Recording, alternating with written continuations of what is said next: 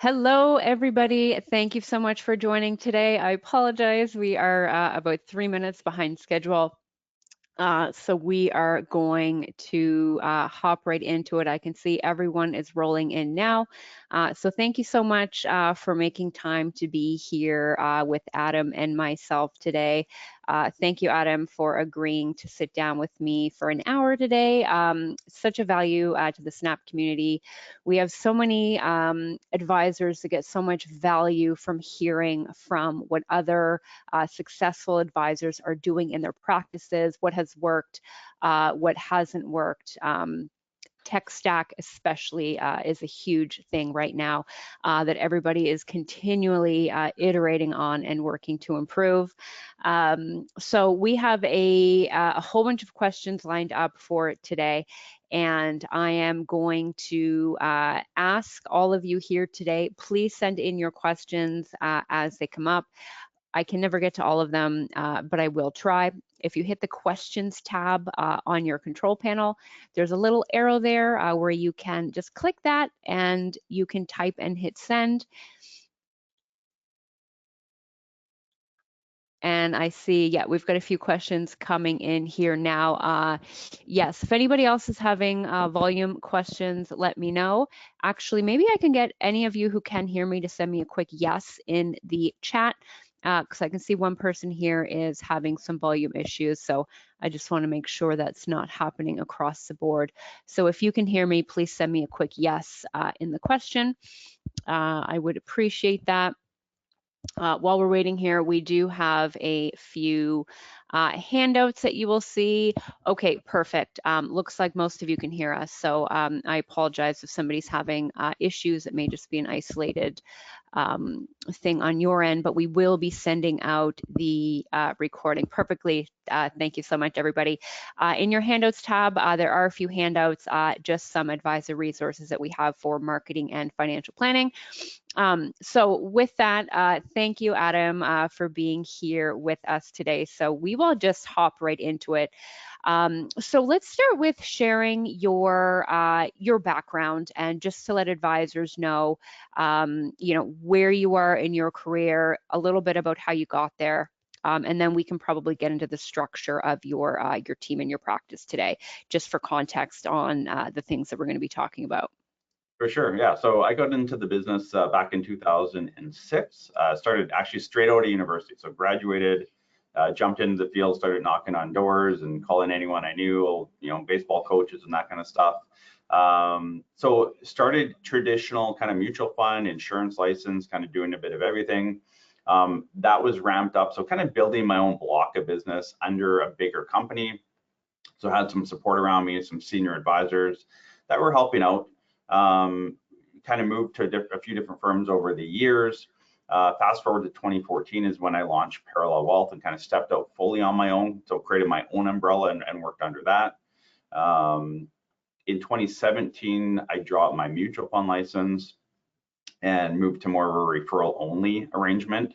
And since then have really stepped back and focused on the pure retirement planning piece of it. So more of the planning versus kind of doing a bit of everything. So from 2017, fast forward to now, we've grown our team from myself and a part-time admin. We now have 6 full-time CFP professionals on our team, as well as 4 admin staff, and then a few other support staff for technology and our YouTube stuff and other things. So right now, as far as how we're structured, and I'll jump into some of this going forward, but we focus on retirement planning. So when someone asks, like, what do? We do retirement planning. So our clients are typically 5 to 10 years from retirement or already into retirement. And again, one reason we use Snap is we love the software, but we really focus on the planning. We refer out the investments, we refer out a lot of the insurance. Some of us are insurance licensed, but it's really the core retirement planning, the tax planning, that takes 99% of our time. Okay, awesome. And what made you make that shift throughout your career to, shift into, the retirement planning, the fee-for-service planning? Yeah, the big shift was really trying to find value. So where are we actually adding value to our clients? And the more I spent time in the mutual fund world and kind of picking one of the 10,000 mutual funds in Canada. I felt like we weren't adding the value, and clients, the feedback we were getting from clients is, like, that's great, but we see the true value, and the fee that we pay you is really for the planning piece. So I looked at, kind of the RIA model in the States. There was a few fee-for-service advisory firms or advisors up here in Canada. There still aren't that many, I find, but just seeing what other people are doing and kind of trying to project, like, where is our industry going to, fee structure, what clients are looking for. If you go back to 2017 when we made that switch, there was a big influx of DIY investing. So a lot of people were taking their investments elsewhere. So I didn't want to lose the client. So how can we keep adding the value that our clients are telling us that we add, but they can have their investments not with us? And so that was a big transition of just like, where do we see the market going? Where do we see our client base going? And where do we want to be like 5-10 years down the road? And it really all came back to planning. Like, the investing piece wasn't, from our perspective, a true value add from what we were doing specifically. So that kind of geared us in the direction that we've landed here now. Okay, that makes sense. And so what is the structure of your team today? Yeah, so the structure, so we have, like I said, 6 CFP professionals on the team. Half of us work on what we call our relational side of the business. So we call it our retirement income program. And these are clients that have an ongoing relationship with our office. So they have their investments at a third-party investment counsel firm. That investment counsel firm will look after the investments for the client. We focus on the retirement planning. So we charge, still based on a percentage of assets, but we charge our percentage of assets to build their plan, update their plan, do tax and estate planning. So depending on the client, their need, their situation, where they're at in their age and phase of life, we're dealing with them 4 to 10 times a year typically. So that's kind of one piece of our business. I always call it that bucket 1.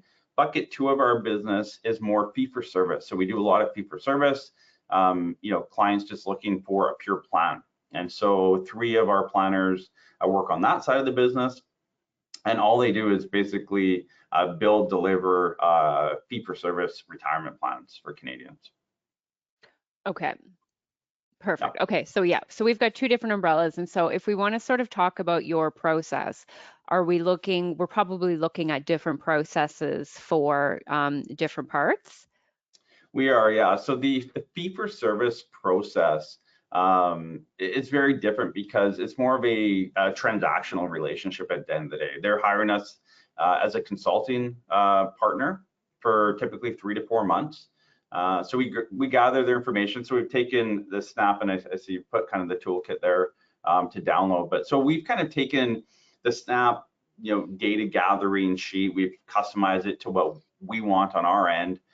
We send that out to the client. They fill it out, they send it back. We have a phone call or Zoom call with them to go through it, clean up any loose ends.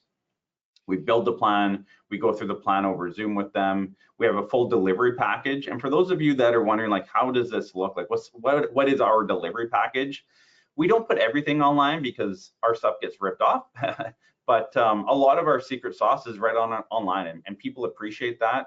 Clients appreciate that. So you can go to parallelwealth.com, go to our retirement planning page, and scroll near the bottom, and you can actually download sample plans that we do. So you can kind of see what we've created from our side. Please don't rip it off, but also please, like, we get good feedback from this stuff. So if you're looking like, how can I add value to our client base, or how do I build out like a fee for service advisory? Like, look around, see what others are doing. But we do a couple things on our website that we could get traction on. One is the sample plan. The second is our pricing. So people know what it costs, right? It's like anything. If you go to buy something and it's like, contact us for pricing, I just don't contact people because I'll move to the next person. So I think we get a lot of business, just the transparency of fees, what they're going to be, what you're going to get. Everything's laid out on our website. So I don't know if that fully answers your question there, Alex, but yeah, I mean, the process is definitely a little bit different on the fee for service because it is more of a consulting service. On the other side of the business, on a retirement income program, it's an ongoing. So we build that same plan up front, but typically a lot of our clients are getting close to or already walking into retirement. So there's a lot more touch points, more hand holding, more of a higher service level at the end of the day, ongoing.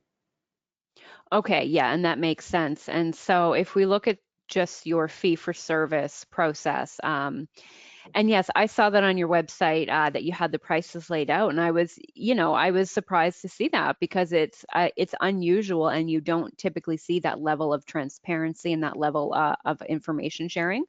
And so you said that you typically start with the questionnaire, so the financial planning questionnaire, and that's included in the financial planning toolkit, which is included in the handouts tab if anybody wants to see that. So you have your clients fill that out before you meet with them, or your prospective clients fill that out before you meet with them. Is that how you do that?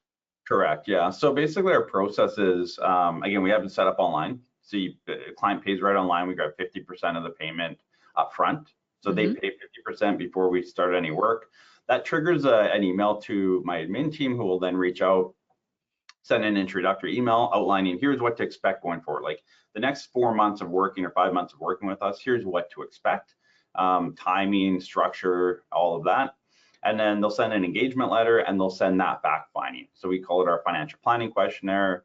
We send that off, they send it back to us through a secure vault. And then it's assigned to one of our 3 fee-for-service planners, who will then, reach out, contact them, set up either a phone call or a Zoom call. Again, clients typically don't completely fill out those forms, right? So we add that extra layer to let's make sure if we're gonna, again, it's more of a consulting service. So we don't want to build out a plan and then the client says, oh, well, actually I filled that out wrong, or I didn't know what to put, so I just put whatever. Like we want to clean that up from the beginning to save ourselves time at the end. Yeah, that makes sense. And then we'll touch on your tech stack and get into what specific programs and softwares that you're using for all of those steps along the way. And then if we look at your at the investment side of things, so if the planning is a value add of those services, is your process for planning different there, or is it similar? No, it's very similar. Yep. Okay. Same concept of plan, same build out, same delivery package, all of that. There's just more touch points, and as most advisors on the call here can relate, these clients are paying us ongoing. So it's not a one and done thing. It's, we're updating the plan typically once or twice a year.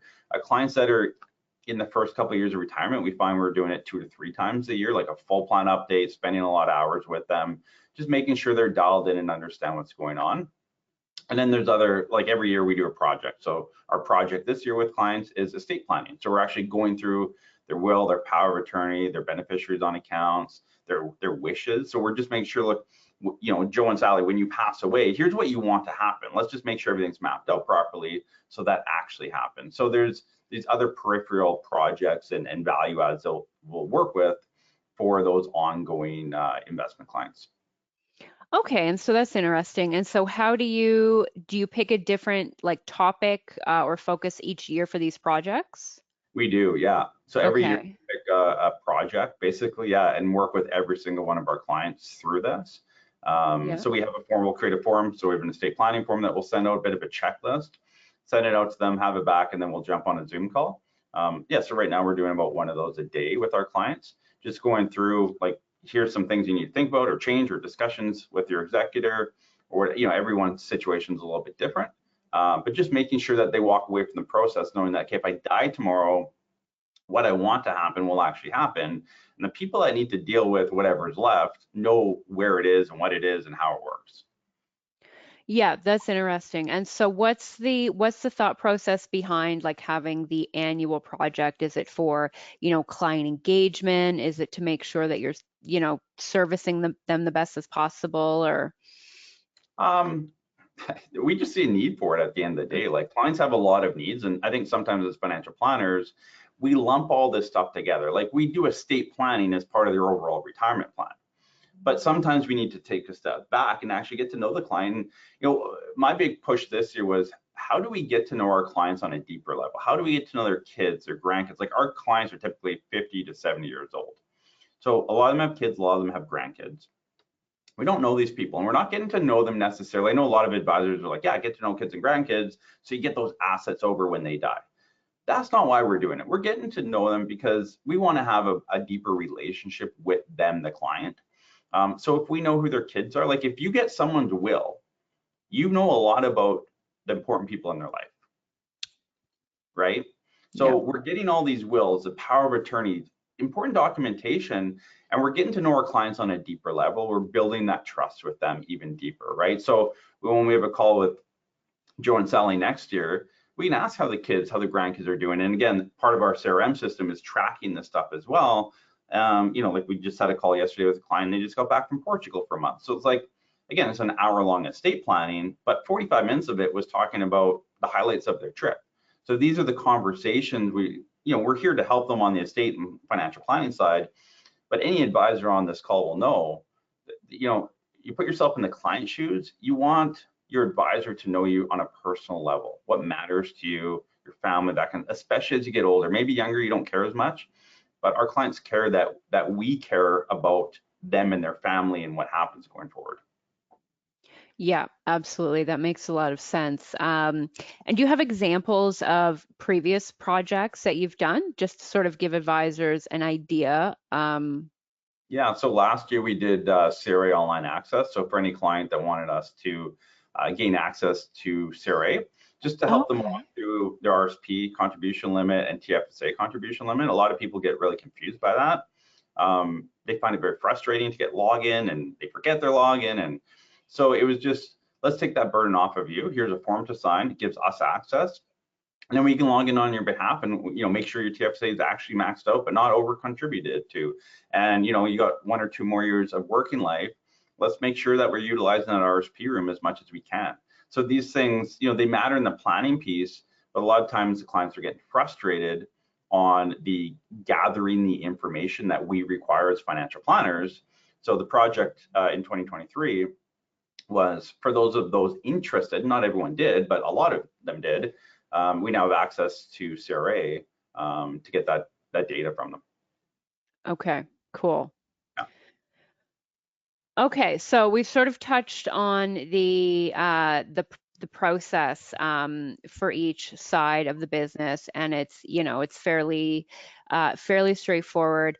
And then once you've onboarded a client, you would have a process for, like you said, you touch base perhaps 4 to 10 times a year. Can you outline a little bit more about the relationship process that you have? Yeah, so I mean, a big part of the relationship process will be making sure you track it, like note taking. In our CRM, we have kind of important information about the client. So that again, that's about their travel, their kids, their family, what's important to them, their hobbies, what they did for work. Like we have a client I just talked to this morning, he owned a bunch of A&Ws, right? Like that's his life that he lived in, right? So talk about A&W, like, I went there as a kid. Well, it's just like, it's conversations on a human level, not like a financial planning level, which people get tired of. They know it's part of the process, but they also get tired of it, right? So, I think that's a big part of it, is just making sure there's no point asking the client questions and getting to know them if in a year from now you hop on a call and it's all out the window because you've talked to 200 people since then. So make sure you're tracking that information. It's really important. So if you're not using a good CRM, that would be a good start to do. Okay, yeah, and that leads us into a good segue to talk about the tech stack. So, when you do the onboarding, the emailing, the planning, sharing documents, CRM, the whole thing, can you just sort of outline that whole process and what you're using? For sure. And maybe Yeah. what you So have used sorry to cut you off, and maybe what you have used in the past as well, like if you've made changes, just to sort of give us some comparisons. yeah, definitely. So up until the beginning of this year, for the last, call it 5 to 10 years on and off, we've used Redtail CRM. So that was our main CRM. We used it for 10 years. We've now switched over, and I'll go to what we use now. But we use Redtail for our CRM system. It's a US-based financial planning software. It's a good program. It just wasn't kind of meeting all our needs at this point. We use a company or a program called Trello. Trello is a great program. We're kind of winding out of that as well. But that was to track all of our clients, where we're at in the stages with the client. You can have checklists. Again, like how do you, we have fee for service, we have, at different stages of the fee for service. So how are you tracking your clients? And as you grow the team, again, I'll always say COVID was bad for a lot of things. It was great for us as far as business goes, because we went from 2 people to 10. We grew a lot. People went online, and it was good for our business, which I'll cover down here in a little bit on how we do prospecting. But you need to make sure as you grow your team, as people take things over, projects over, they need to know, like, where's this client in the process? How do, what is the next step? What do I need to do? The SOPs, if you don't have SOPs in place, get those in place. So standard operating procedures, all of this matters, but Trello is really good at tracking it. So we like that, we use that. OneSub we use for our online scheduling. So a lot of you might use like Calendly or something else like that. But definitely online calendar bookings is very useful. Saves a lot of time and back and forth and headache. So that was kind of our key pieces to that rounded tech stack as far as CRM. We've moved all 3 of those programs into Zoho CRM now. So we use a company, they're out of Canada. Send me an email after, happy to connect you with them. But we use Cloven, and they are a Zoho partner. So Cloven, Massimo and his team there, they help us out. So we've integrated, or we've moved over from Redtail to Zoho CRM. Within Zoho CRM, we can do the CRM stuff. They also have a bit of a pipeline like Trello. So we're moving Trello into there, and they also have a calendar booking option. So we've moved OneSub into there as well, and we're moving other items as well. So we're trying to move everything into one platform. It just speaks better. So when we get a booking and they, grabs the contact information, just everything works more intuitively to make sure that we don't have kind of gaps or issues along the way. Okay, and so your email is included in that as well, or is that separate?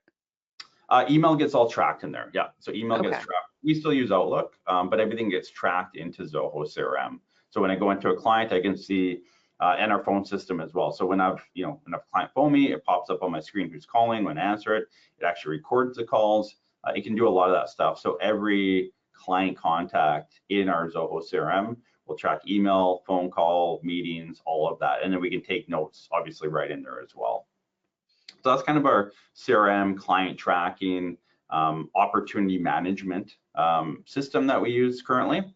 And we just onboarded there a couple months ago, so it's still a bit of a learning process for us, but we're very happy with it, and it's definitely bringing a lot of our tech tools into one landing spot, which is really important. A couple of the other programs we use that I do want to highlight, probably the biggest one we use is Kajabi. Now, there's 171 people on this call. I'm sure 170 of you have never heard of Kajabi, but I highly recommend you check it out. We actually have, I don't know if you can post it, Alex, but we can post it in the comments there. But there's a link you can use to get a few months free to try it out. We've been with them for quite a few years now, but we host our website on there. We host all of our purchases. So again, people buy our fee-for-service planning online. So the landing pages, the purchase, so it's linked to Stripe and PayPal on there. All of our email marketing's on there. So if you go to our website, parallelwealth.com, you'll see there's a little pop-up to download our free ebook. Again, our ebook, you download it off Kajabi, that's where it's all hosted. But then it grabs the email, and we have a whole email funnel and system built into Kajabi as well. So Kajabi is a large engine behind what we do. And without Kajabi, we would not be where we're at. It's a huge tool for us. Yeah, well, and let's touch on that a little bit more. So your email marketing, that's a huge, subject, and something that a lot of advisors struggle with, how to get started, what to do. So what can you tell us about what you're doing with email marketing for prospects and for clients as well? Yeah, so let's start with prospects, because that's what we all want more of. You need to have something, like if someone goes to, so we all have different ways to market. So let's say it's your website. So if someone goes to your website, lands on your website, typically people are staying there for a few seconds.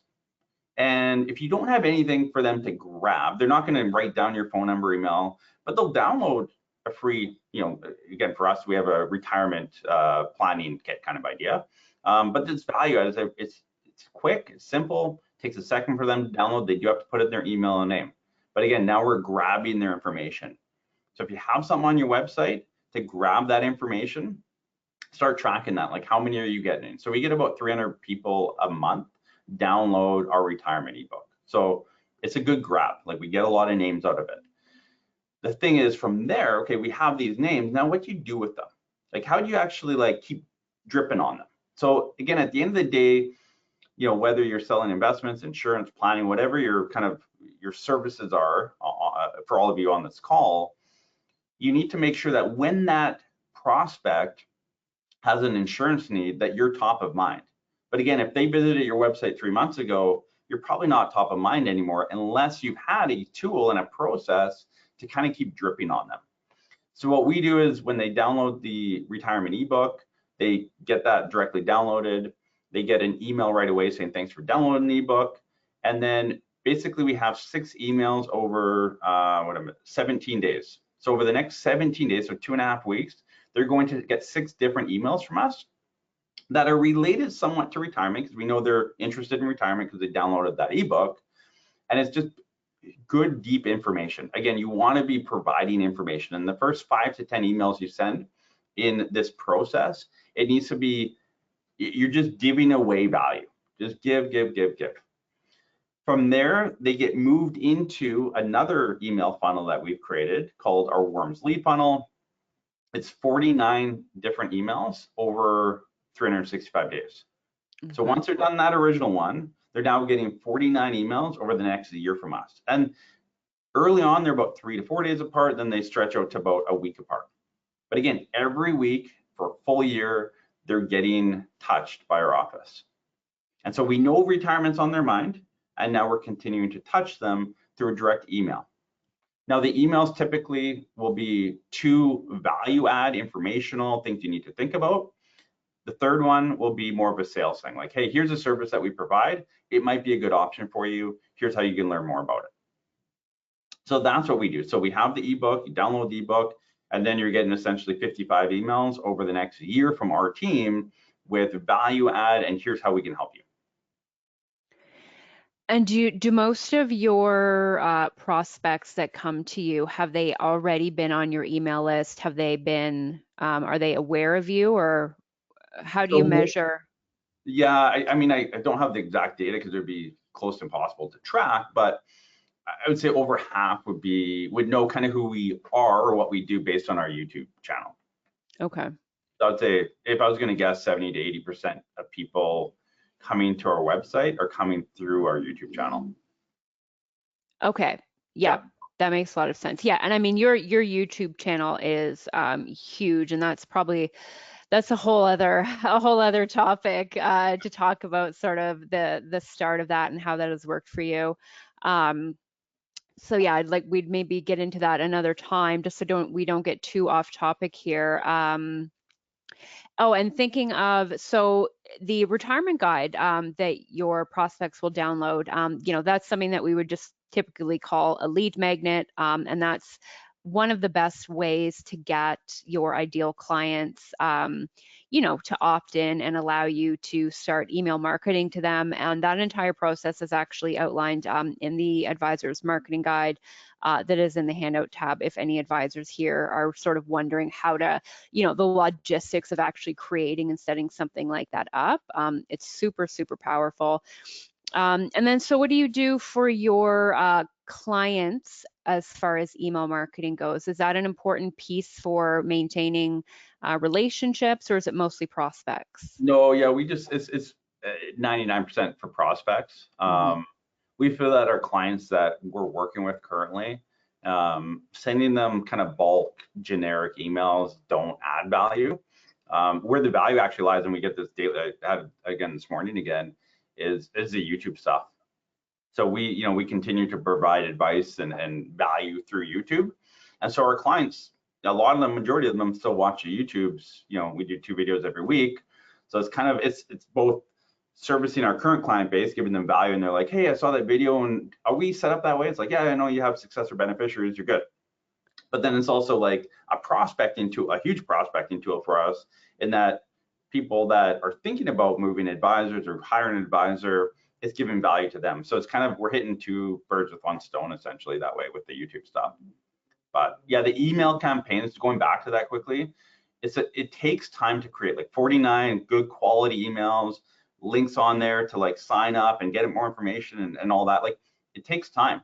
But I can tell you firsthand that having a good funnel system for a solid year, spend a week creating it will pay itself off very, very quickly. I promise you that. So also have a way to track it. That's why I like Kajabi. I can track. So we have, I'm not going to share my screen because, yeah, I probably will share the wrong thing here. But Kajabi is great because we have our email campaign. I can track it all. I can see. So our warm lead funnels has been sent out 58,630 times. It has a 59% open rate, which is really good. Yeah. So, and all of our emails, our ebook email sequence has a 68% open rate.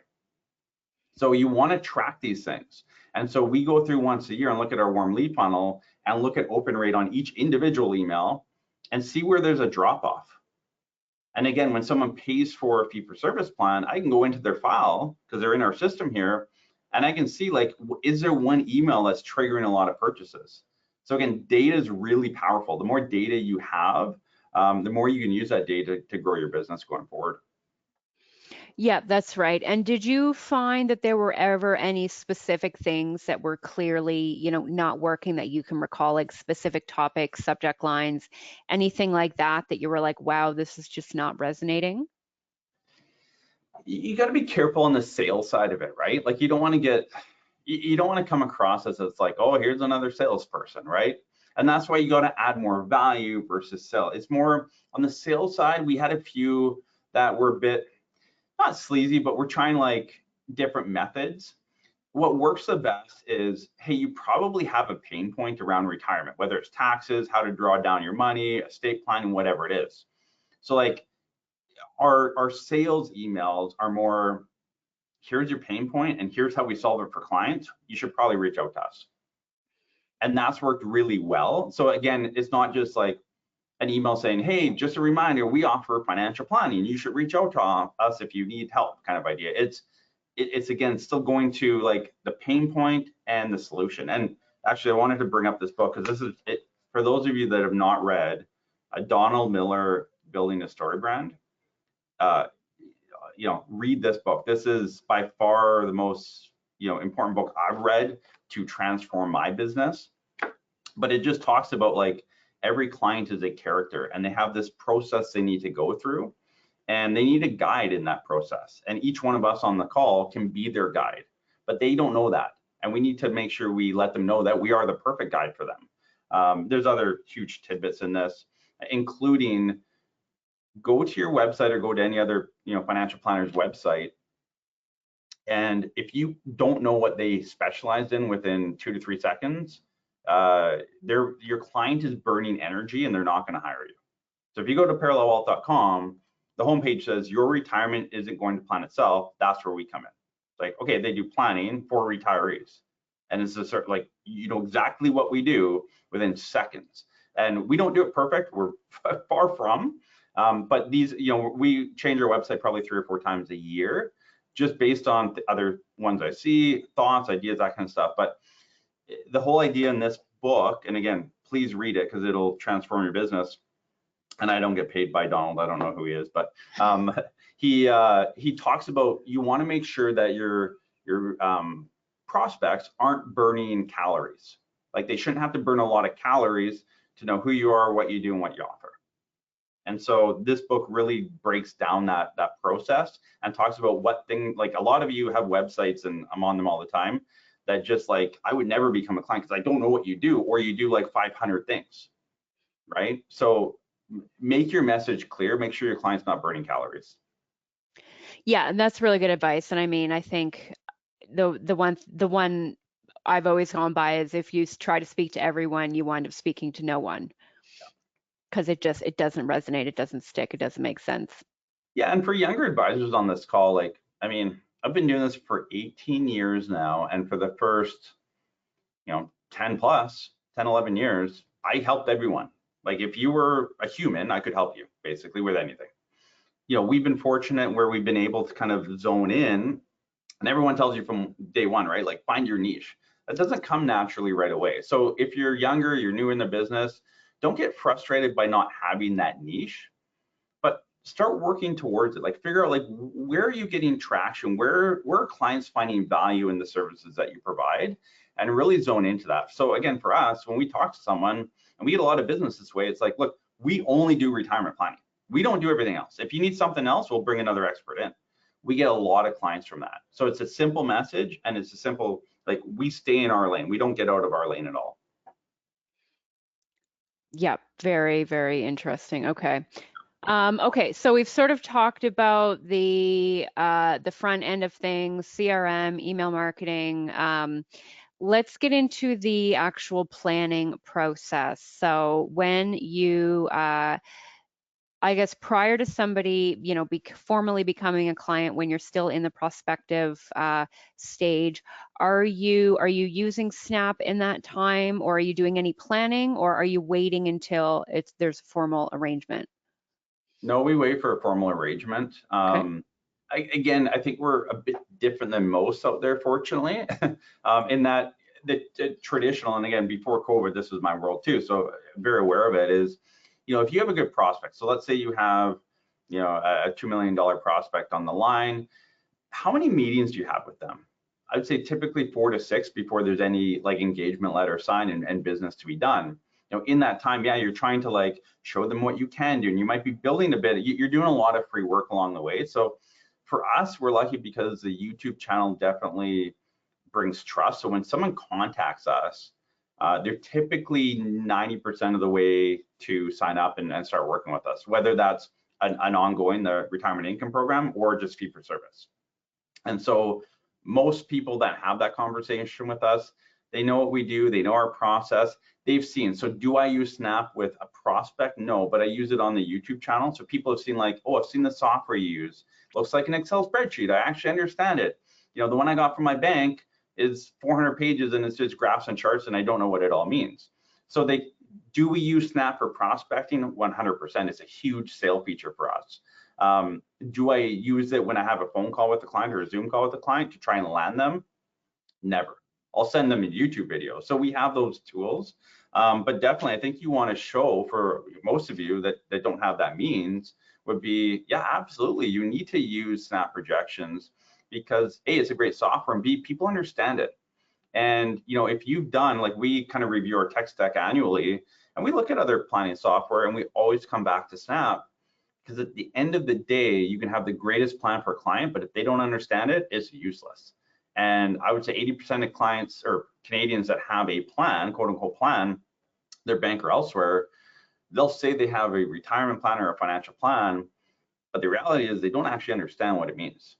And so our clients actually walk away. Like, our big thing is we want you to walk away, and we'll keep working with you until you understand every aspect of your plan, where your money comes from, why you're doing what you're doing, how much tax you're paying, like all of it. It all matters. So that's where Snap is super powerful, and it's helped us kind of grow our business to the point where we're at.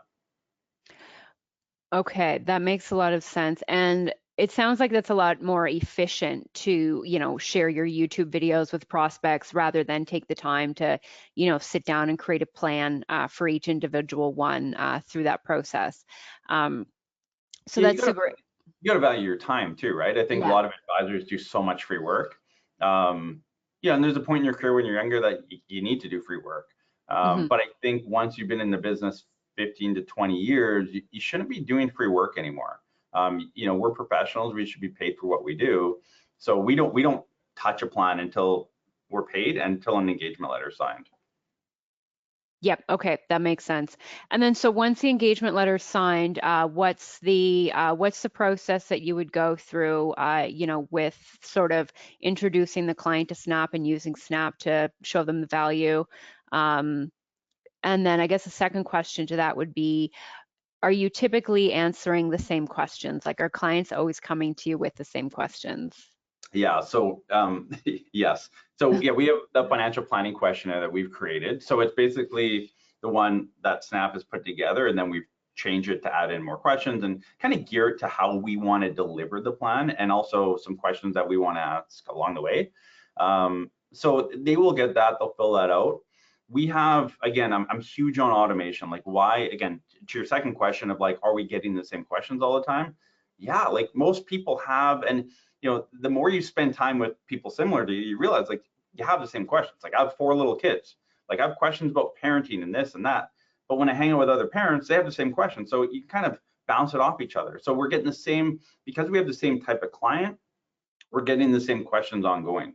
So we automate as much as we can, and in a good way. So we, again, a lot of people come to us through video, so through YouTube and other ways, but they're video driven. So we have, when someone pays, we actually have an email sequence that goes out to them over the next X amount of weeks with, so we have like, I have a full 20-minute tutorial on snap projections. And it's literally just saying, hey, part of this process is we're going to go through snap projections with you on your plan, but I want you to be comfortable with the software, what it looks like, what it feels like. We don't want you to see it for the first time on your plan delivery. So let's go through, and I just go through an example so that they've like visually seen it. We also send a summary of the client, like a 5-minute video of the actual client plan a few days before we go through it with them on Zoom as well. So they've seen snap projections. So automate that. And again, to your second question on repeat questions, so yeah, we have a full like FAQ document that we send them from the very beginning. And then secondly, on our plan delivery package, we've answered a lot of questions. We even have a kind of a glossary on there, like, here's different language that we use in our industry that you may not understand, here's what it means. So we try and empower them and educate them and give them the tools that they need to have success going through the process with us, but also beyond the process. Okay. Yeah. So, yeah, okay. A lot of the same questions. So yeah, like, you don't want to keep, it's like emails, right? Like, it's the same question day after day after day. And Brett, just pass that off to Brett on our team to deal with now. But we template almost everything because it's the same answer every time. So you need to automate and template as much as you can if you want to scale to a point where you have a good business. Yep, that's right. That's right. And what are the most common questions that your clients do come to you with? Like, is it just the generic, am I going to be okay? Or are they more like specific questions? Yeah, on the fee-for-service side, I think we have 3 kind of groups of clients. One is, I've created my own plan, but I just want confirmation that I'm doing it right. The second one is, my spouse has a plan and I don't trust it. And the third is, we have nothing. Like, we've never done this, or maybe we've done it at the bank. It's garbage. We're starting at ground zero essentially. So those are the 3 types of clients I would say that come in the door. I mean, the big factors or the big questions they have typically are like, can I actually retire? Do I have enough? And where should my money come from? So those would be the 3 big questions. And then from there, there's always peripheral stuff like, when do I start CPP and old age security, and I have a pension, so what pension option should I take? Those are the peripheral questions, but at the end of the day, is, do I have enough? Can I retire when I want to? That's really what we're trying to answer for them. And then again, the tax planning is kind of layered under that. Okay. Yep, Yeah. that makes sense. Okay, and then so I guess the other component of your tech stack would be probably document, sharing, signing, submission. How do you handle all of that stuff securely, and what do you use for that? Yeah, so we use share file for that. So we store documents on SharePoint or OneDrive. A lot of people will use, but yeah, as far as like sending, collecting data, first off, we always tell, as fee-for-service clients, we don't collect personal data. We don't need your SIN number. We don't need your account number. We don't need any of that. We just need data points. And that right there lands us a few clients every year, because people are scared to give out their information. My wife has had her identity stolen from her. We don't know how, but there's literally someone living in Calgary that lives under my wife's name, under her SIN number, all of that. And like, you can't do anything about it. Like, we brought RCMP into this. It's a headache. So I get why people don't want to give up personal information, and they shouldn't. So we're very clear, like, we don't grab personal information, but to add a layer to that, we use ShareFile. So we have like a secure vault where clients can throw stuff, it's encrypted, get sent over to us, and we do it that way. So people aren't sending stuff over email or anything like that. Okay, perfect. And collecting signatures, anything like that? Do you do that digitally? Yeah, so we used, up until about 2 weeks ago, we used DocHub. So Mhm. DocHub is, like a DocuSign option, a lot cheaper. A great program, tracks it, does all that. And then again, we've switched over. Zoho has Zoho Sign, and so we've now integrated over to Zoho Sign, again, keeping everything within one. So before, basically, someone would pay online through Kajabi, and then our admin team would get an email. Then everything was manual. So send out the engagement letter, send out the financial planning questionnaire. Like, it was all a manual process. Within Zoho now, we have it automated. So when someone signs, they get put into an opportunity within our Zoho CRM, and everything's tracked in there, and it's all automated. So our admin team will just scan to make sure we have all their information right. We move them to kind of the next stage, and that automates a welcome email. And then half an hour later, it moves them to another stage, and that automates the engagement letter. They sign it through Zoho Sign, comes back. Once it comes back, again, automated, out goes the financial planning questionnaire. That gets uploaded into their file. So all this stuff is now automated. So we've saved probably about 15 hours a week in admin time just from rolling over to Zoho CRM. So Wow, again, that's like, there's so significant. many processes. So as you look at your business and how do you automate stuff, AI is obviously the big term out there, but automation should really be it. Like, the more you can automate in a good way, the more time you save. So we're growing our team. I probably would need by the end of this year another full-time admin, but automation will actually like take away that, and again, just allow our team to do stuff in a much more efficient way. Yeah, and I mean, if you looked at sort of what are the key pieces that you can automate and what are the key elements that you shouldn't automate because you think that those, human interactions are required, like how would you break that down? Yeah, you want to automate more the administrative side. Like, we have not automated a lot on the actual planning side. Like, at the end of the day, when we do an RSP meltdown or laddered income or some of these things that we do for every one of our clients, it's a manual process. And I know, like, we've looked at Conquest planning, right? Conquest is big on, oh, you just hit a button, it's got more AI built into it and all this. And okay, I can show 65 versus 70 for CPP a little bit quicker. Yeah, sure, the AI is helping a little bit, but it's not adding real value to the client. Like, the client's like, okay, so you're saving time, but I'm getting the net result I want. But again, problem with Conquest is to read it and understand it is confusing for clients.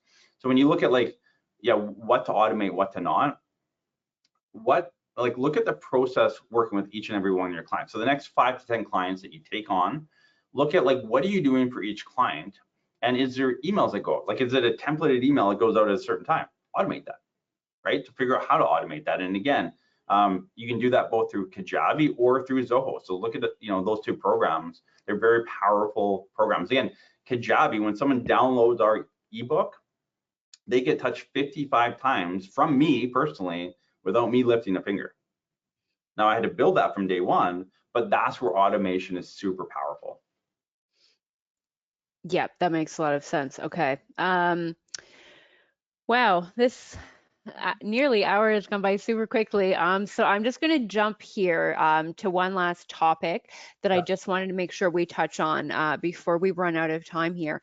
And that's prospecting and referrals. And so I'm wondering what advice, what you can share with what you're doing, but also what advice you can share with younger advisors, newer advisors who are maybe looking to, how do they figure out how to get more referrals? How do they get more prospects? How do they convert more prospects? What advice do you have from what you have experienced and done over the years? for sure. So I think when I got in the business in '06, the big thing, a lot of the training, so my MGA for the insurance side is Hub, and we have Tony Bosch. Tony's a great educator. Some of you will know Tony. But what Tony taught, and what we still hear in the industry, is like, when you meet with someone, ask for names of their 5 friends and then reach out to those people. It's kind of like the old school way of doing stuff. The reality is people are online now. So you need to figure out like what is your online presence. It could be YouTube, it could be Instagram, TikTok, it could just be Google. There's many forms of getting online and providing value. It could be a blog if you don't like doing video. I typically never do live stuff like this. I typically record in my studio, and then my editor cuts all the crap out, and you know, then product is presentable. I don't mind doing that. I don't like public speaking. I don't like talking in front of a lot of people. But again, I'm talking to a camera. So I found a good means for me to provide value, to get out, but to build trust with the audience. And that, again, there's different audiences. I started on Facebook, so that's how I hired a coach out of the States. Mark Ford was his name, and he was great. He got me onto kind of what's called VSL, video sales letter, on Facebook, and kind of selling that way. And then again, transition into YouTube, and have kind of done that going forward. But yeah, Twitter, I think Twitter is kind of the next place to be, probably, for both short and long form content, either written or video. But find your means, because people are going online. Again, I work with the generation that you would think would be the last people online, and that's how we get every single one of our clients. So like literally 100% of our clients come to us through YouTube, 100%. And so if you think, well, 60, 70, 80-year-olds aren't on YouTube, you're wrong, they are. They are, yeah. Right? So figure out what client base do you want to go after, and where do they hang out online, and start marketing. And again, you're probably gonna have to pay, so create a budget and start putting out good quality content on there. Video adds more value than just written. It's more engaging. So if you can get video out there, that's definitely the best way to go. But again, go to where, if you're working with, you know, younger professionals, they might be on TikTok. So start putting stuff over on TikTok, on Instagram, that kind of stuff. So again, find your platform and enroll with it. The benefit of YouTube, I'll say this up front here, before, I know we're running tight on time here, but the benefit with YouTube is once you get to a certain point, they actually pay you to be on YouTube. Whereas every other platform, and I think Twitter will change over time too, you'll start getting paid for content, but every other platform you're paying to be on. So that's a big difference. So I actually get paid to market my services. Whereas for the majority of advisors, we're paying, like if you're doing ads on Google and ads all over, like I was spending $5,000 to $10,000 a month at one time trying to get my message out. And now I get paid that much to me for still getting my message out. So that's one of the benefits of YouTube. And again, Twitter is kind of heading in that direction as well. So those are things to think about as well. Like, what's the longevity of the platform? How do I actually, you know, not dump $100,000 to $500,000 into this marketing campaign and it doesn't work? Find a platform that can eventually like turn the tide and actually start paying you. That's super interesting. I was just seeing some stats on YouTube the other day, and I was, you know, people are just quite surprised to realize that reaching that older audience, they are really, really on YouTube, because I guess that's been just sort of like a really foundational, you know, element to absorbing content as the years have changed. But I think you're really touching on two sort of important things to note there, is that number one, you need to be able to create content in a way that is comfortable for you in order to do it. Some people like writing, some people hate being on video, but you also have to pick a social media platform where your clients are. And those are two, you know, super important components to just set yourself up for success. Yeah, and I don't think anyone likes being on video. I hate it. Like, I honestly, I couldn't stand it. But you get used to it, and then clients start coming in, and then you start making more money, and it's like, okay, yeah, I can kind of suck this up and make it work. Yeah. And so again, we have, I don't know, 550 videos or something on YouTube now. So we've been doing it for a few years. But let me tell you, like, go back and watch my first videos, like how to make $1 million TFSA. It's awful. But you know what? It has lots of views. We've gotten lots of clients out of it. So again, it doesn't have to be perfect. And I think where most people, it's analysis paralysis of like, I thought about getting on YouTube for probably a year, but it took a year to get it. Now I should have been on a year earlier, and then things would have grown that much quicker. So again, like, just try stuff. I think people are scared to try. Just put yourself out there and try. And you know, YouTube may not be it. It might be Twitter. It might be something else. But get out there. And I would definitely encourage people to do video. And again, YouTube, it's like anything. You need to do anything in life. You need to fix a faucet, do what it's YouTube. And same with retirees. How do I retire? When do I take my CFP? These are questions that people are going to YouTube on a daily basis to look for. We get 20,000 views every single day and we get 300 unique viewers every single month. So these are Wow. Canadians that are finding us through this means. So it's super powerful, and I want more of you, watching this to get on the platform. Amazing. Okay. I hate to end this. There's Yeah. still a ton of questions. But we must end it. Thank you so much, Adam. This has been a fantastic session. I am going to follow up with everyone over email. We will try to answer your questions. I have put a link to the Snap Projections free trial as well if anybody wants to give the financial planning software that Adam uses a try. So thank you so much, everyone, for being here today, and I will follow up with everyone over email. Okay, thanks, Adam. Thank you. Bye, guys.